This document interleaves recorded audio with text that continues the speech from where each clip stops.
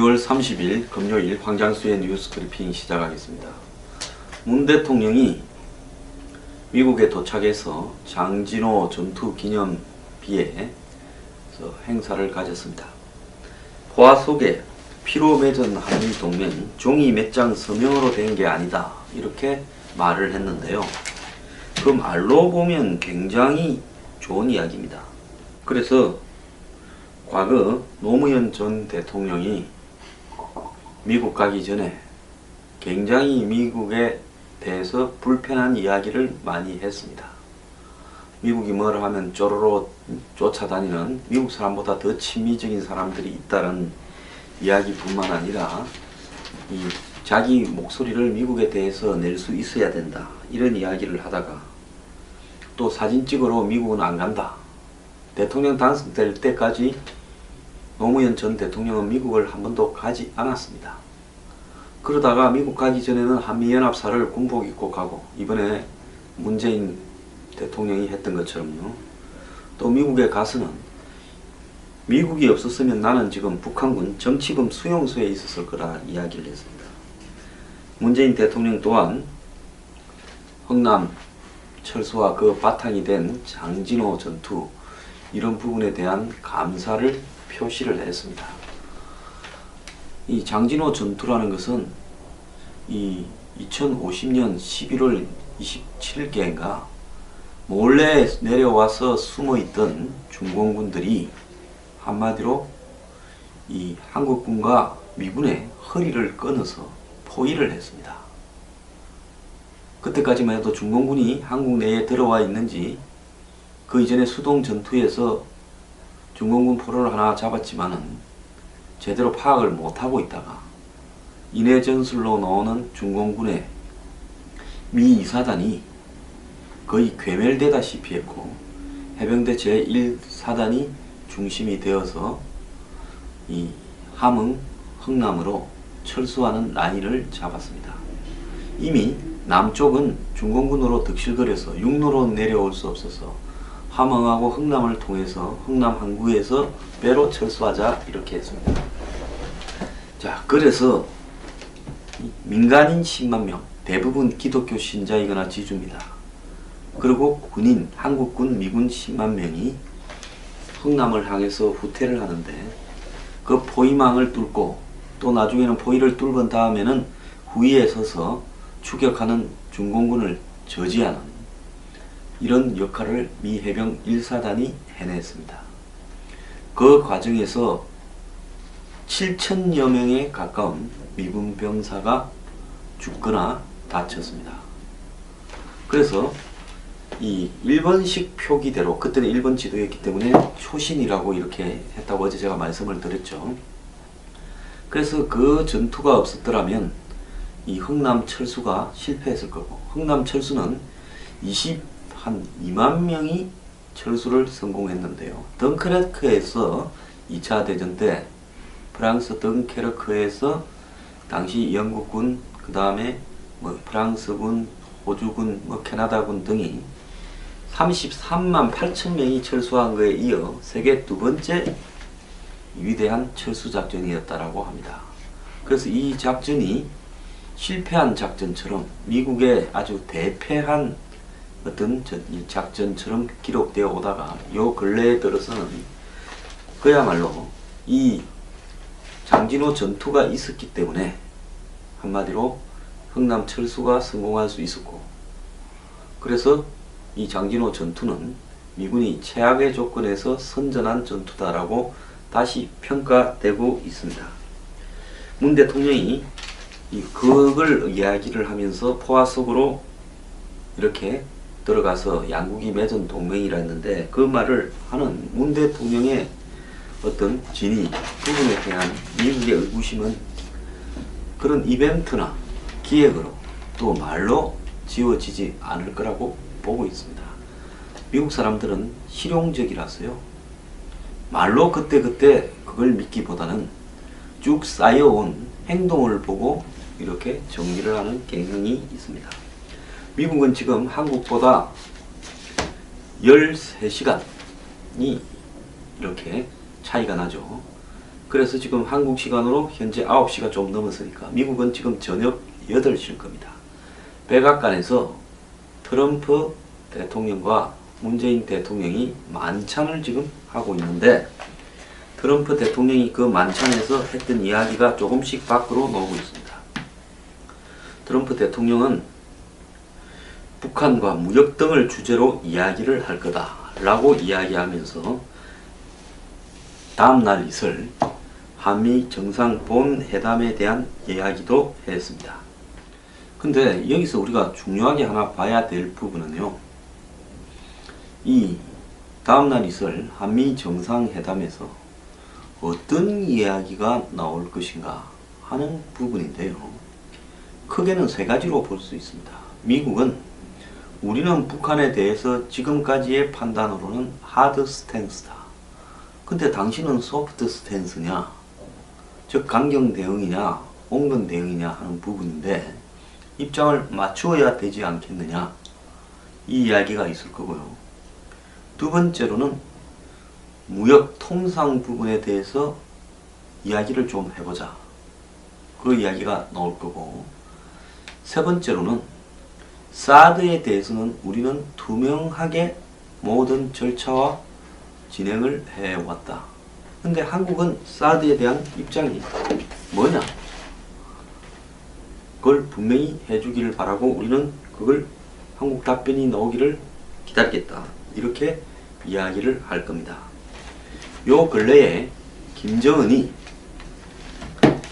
아마 참수 작전을 이야기하는 것 같아요.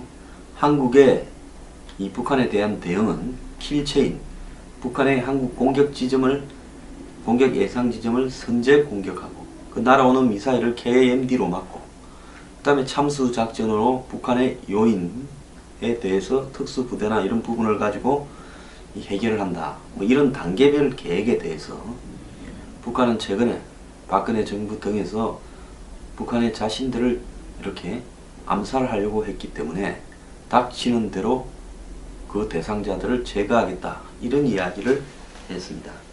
이런 상황 속에서 지금 한국의 정부가 북한과 대화나 협력을 하겠다라는 것은 어불성설이라는 것이 미국의 입장이고요.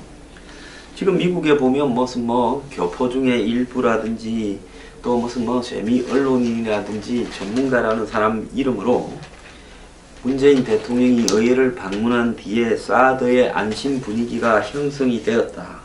사드 얘기는 할 만큼 했으니까 주 의제에서는 빠진다. 또 더 나아가서 한국 기업인들이 지금 문 대통령이 가면서 선물로 40조를 이렇게 미국에 투자하거나 구매하기로 했다. 그러니까 한국도 지금 할 만큼 하는 거 아니냐.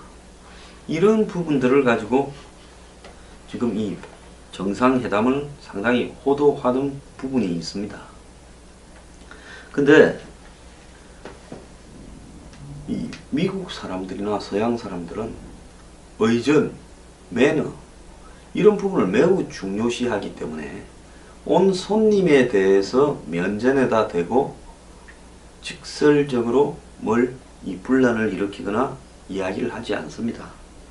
하지만은 그들이 꼭 해야 될 부분에 가서는 나중에 딴소리가 안 나오도록 짚어놓는 부분은 매우 치밀하다고 저는 보고 있습니다. 트럼프 대통령이 환영 만찬 인사말에서 나는 문 대통령이 북한 무역 그리고 다른 것들의 복잡함에 대해 우리 국민과 토론했다는 것을 알고 있다. 우리는 그것들에 대해서 논의할 것이고 시간이 늦어질 수 있다라고 말을 했습니다. 여기서 우리 국민이라는 것은 한국을 다녀간 미국 상하원의 간부라든지 또 미국의 각종 장차관이라든지 이런 부분을 이야기할 겁니다. 그래서 문 대통령이 북한 즉 사드 문제 또 한미 FTA 문제, 환율 문제, 통상 문제에 대해서 우리 쪽하고 한국 쪽하고 이야기를 했을 건데 그걸 이제는 정상회담에서 이야기를 하겠다라는 거하고 시간이 늦어질 수 있다는 말은 한번 이 끝장 토론 비슷하게 한번 해봐야 되겠다라는 이야기를 한 거라고 보고 있습니다. 그래서 제가 앞에 서두에 이야기했듯이 100% 지금 한국의 문 대통령이 가진 입장, 크게 이번에 이 정상회담의 입장은 네 가지로 볼 수 있겠죠. 사드, 주 의제에 넣고 빼고가 중요한 게 아니라 이야기 100% 나옵니다. 그거는 주 의제에 넣고 빼냐는 것은 한국의 사정에 의한 미국의 한마디로 편의를 봐주는 부분이지, 이야기가 나오는데 주 의제인가 아닌가가 뭐가 중요하겠습니까? 사드. 두 번째로는 통상 문제. 세 번째가 문 대통령이 가지고 있는 북한에 대한 접근법, 즉 중단, 도발 중단, 동결, 그리고 그 다음에 비핵화. 이렇게 단계별로 보상을 해주겠다. 근데 앞에 문정인이 이야기했던 도발 중단, 본인이 6.15 리셉션에서 이야기했던 도발 중단은 미국 가서는 뺐더라고요.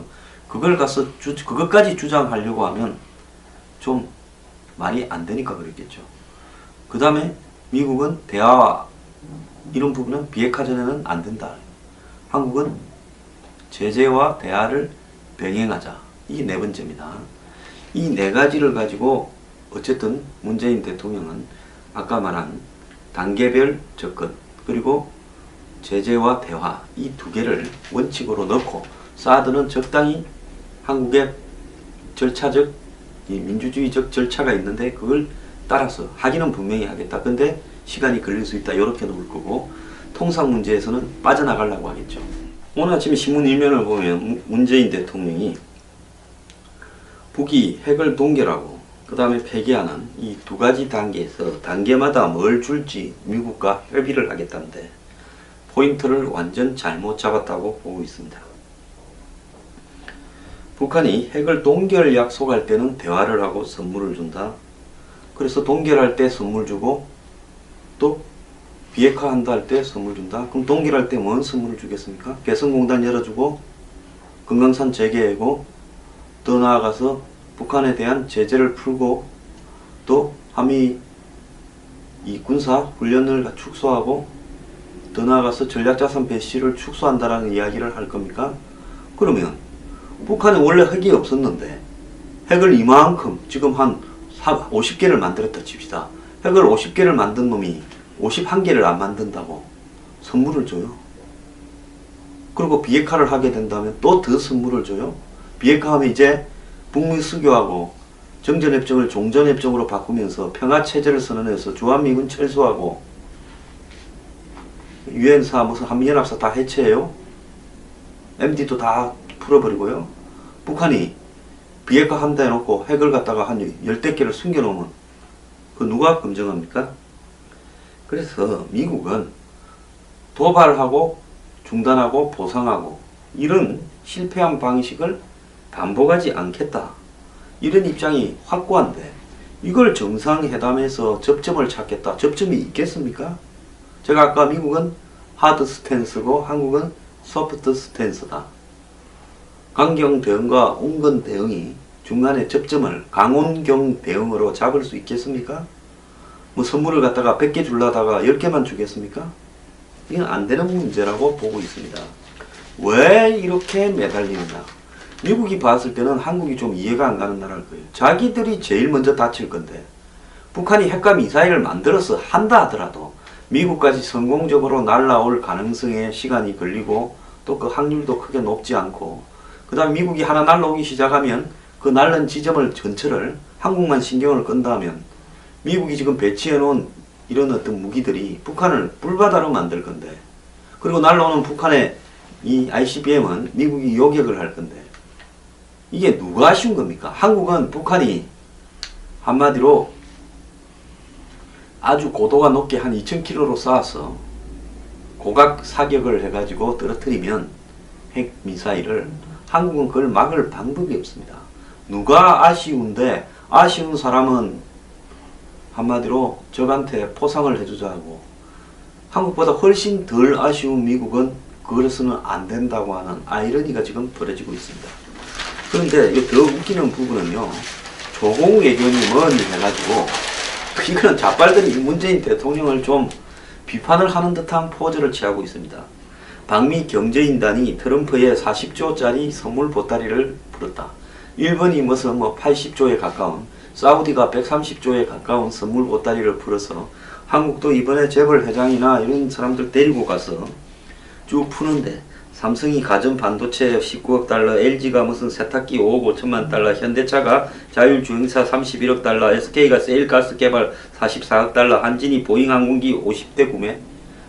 근데 여기서요, 공장을 만들어서 고용을 한다는 것은 모르겠지만은 나머지 구매를 보면, 아니 한국이 항공사가 미국 비행기는 사야 되는 거고, 향후 몇 년간에 그건 항상 해오던 거고, 그 다음에 한국이 지금 가스를 이 카타르에서 미국의 세일가스가 싸고 좋으니까 미국 쪽으로 옮기는 건데, 당연히 몇 년간에 걸쳐서 수입하는 물건들을 그걸 여기 얹어서 40조 원이라고 이야기하면, 미국의 트럼프가 이걸 보고, 아니 너가 지금 수출하고 수입하고 하는 부분에서 당연히 하던 부분들, 또 너네들이 미국 법에 의해서 안 하면 안 될 부분, 즉 미국 여기에 의해서 멕시코에서 생산한 걸 우리한테 팔면 세금이 붙을 것 같으니까 당연히 그것 때문에 하는 부분들을 전부 걸고 모아가지고 마치 우리한테 선물이라고 이야기하는데, 집에서 쓰던 물건 또 맨날 무슨 서로 간에 이렇게 주고받던 것들을 선물 보따리에 넣어서 오면 어떡하냐, 이게 어떻게 선물이냐는 게 미국의 생각일 겁니다.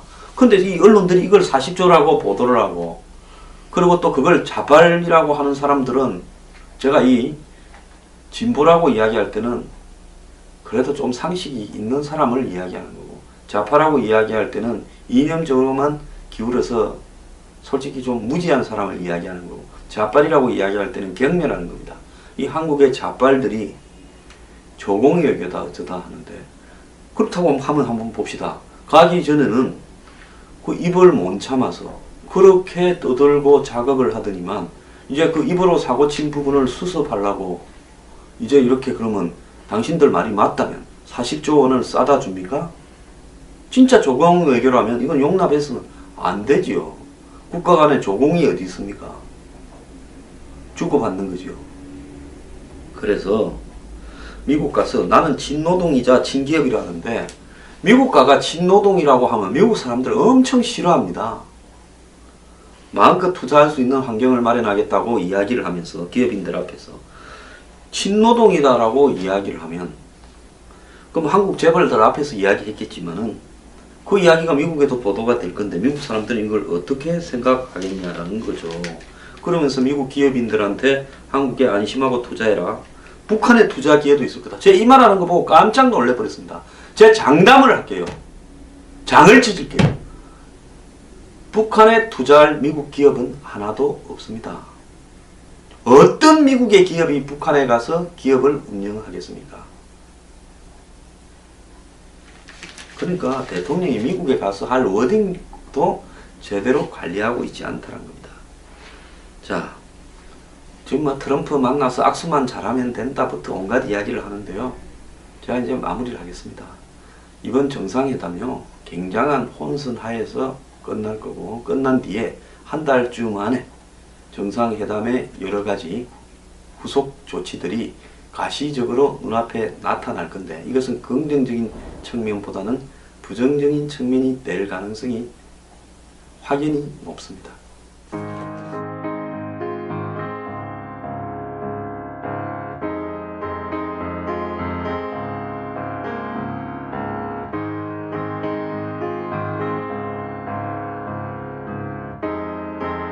그래서 흥남 항구에서 배로 철수하자 이렇게 했습니다.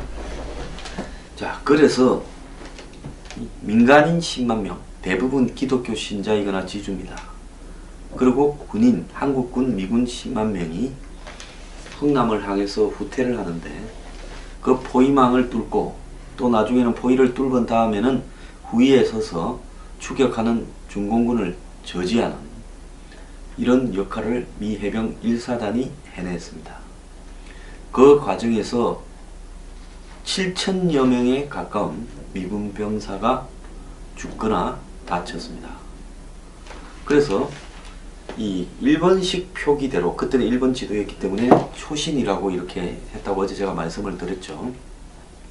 그래서 그 전투가 없었더라면 이 흥남 철수가 실패했을 거고, 흥남 철수는 한 2만 명이 철수를 성공했는데요. 덩케르크에서 2차 대전 때 프랑스 덩케르크에서 당시 영국군, 그 다음에 프랑스군, 호주군, 캐나다군 등이 33만 8천 명이 철수한 거에 이어 세계 두 번째 위대한 철수 작전이었다라고 합니다.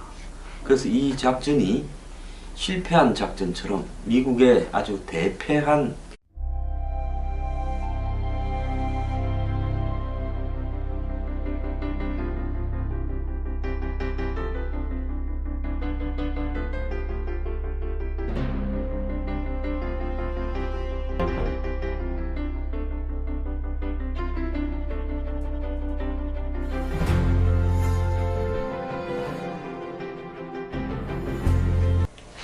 (6월 30일) 금요일 황장수의 뉴스 브리핑 시작하겠습니다. 문 대통령이 미국에 도착해서 장진호 전투 기념비에 행사를 가졌습니다. 포화 속에 피로 맺은 한미동맹 종이 몇 장 서명으로 된 게 아니다, 이렇게 말을 했는데요. 그 말로 보면 굉장히 좋은 이야기입니다. 그래서 과거 노무현 전 대통령이 미국 가기 전에 굉장히 미국에 대해서 불편한 이야기를 많이 했습니다. 미국이 뭐를 하면 쪼로로 쫓아다니는 미국 사람보다 더 친미적인 사람들이 있다는 이야기뿐만 아니라 자기 목소리를 미국에 대해서 낼 수 있어야 된다, 이런 이야기를 하다가 또 사진 찍으러 미국은 안 간다. 대통령 당선될 때까지 노무현 전 대통령은 미국을 한 번도 가지 않았습니다. 그러다가 미국 가기 전에는 한미연합사를 군복 입고 가고, 이번에 문재인 대통령이 했던 것처럼요, 또 미국에 가서는 미국이 없었으면 나는 지금 북한군 정치범 수용소에 있었을 거라 이야기를 했습니다. 문재인 대통령 또한 흥남 철수와 그 바탕이 된 장진호 전투, 이런 부분에 대한 감사를 표시를 했습니다. 이 장진호 전투라는 것은 이 2050년 11월 27일께인가 몰래 내려와서 숨어있던 중공군들이 한마디로 이 한국군과 미군의 허리를 끊어서 포위를 했습니다. 그때까지만 해도 중공군이 한국 내에 들어와 있는지, 그 이전에 수동 전투에서 중공군 포로를 하나 잡았지만은 제대로 파악을 못하고 있다가 인해 전술로 나오는 중공군의 미 2사단이 거의 괴멸되다시피 했고, 해병대 제1사단이 중심이 되어서 이 함흥, 흥남으로 철수하는 라인을 잡았습니다. 이미 남쪽은 중공군으로 득실거려서 육로로 내려올 수 없어서 함흥하고 흥남을 통해 트럼프 대통령은 북한과 무역 등을 주제로 이야기를 할 거다 라고 이야기하면서 다음날 있을 한미 정상본회담에 대한 이야기도 했습니다. 근데 여기서 우리가 중요하게 하나 봐야 될 부분은요, 이 다음날 있을 한미 정상회담에서 어떤 이야기가 나올 것인가 하는 부분인데요. 크게는 세 가지로 볼 수 있습니다. 미국은 우리는 북한에 대해서 지금까지의 판단으로는 하드 스탠스다. 근데 당신은 소프트 스탠스냐, 즉 강경 대응이냐 온건 대응이냐 하는 부분인데 입장을 맞추어야 되지 않겠느냐, 이 이야기가 있을 거고요.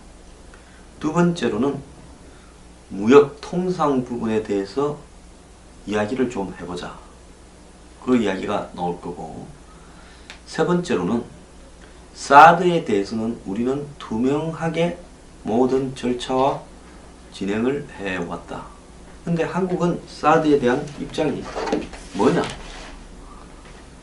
그걸 분명히 해주기를 바라고 우리는 그걸 한국 답변이 나오기를 기다리겠다, 이렇게 이야기를 할 겁니다. 요 근래에 김정은이 어떤 작전처럼 기록되어 오다가 요 근래에 들어서는 그야말로 이 장진호 전투가 있었기 때문에 한마디로 흥남 철수가 성공할 수 있었고, 그래서 이 장진호 전투는 미군이 최악의 조건에서 선전한 전투다라고 다시 평가되고 있습니다. 문 대통령이 그걸 이야기를 하면서 포화 속으로 이렇게 들어가서 양국이 맺은 동맹이라 했는데, 그 말을 하는 문 대통령의 어떤 진위 부분에 대한 미국의 의구심은 그런 이벤트나 기획으로 또 말로 지워지지 않을 거라고 보고 있습니다.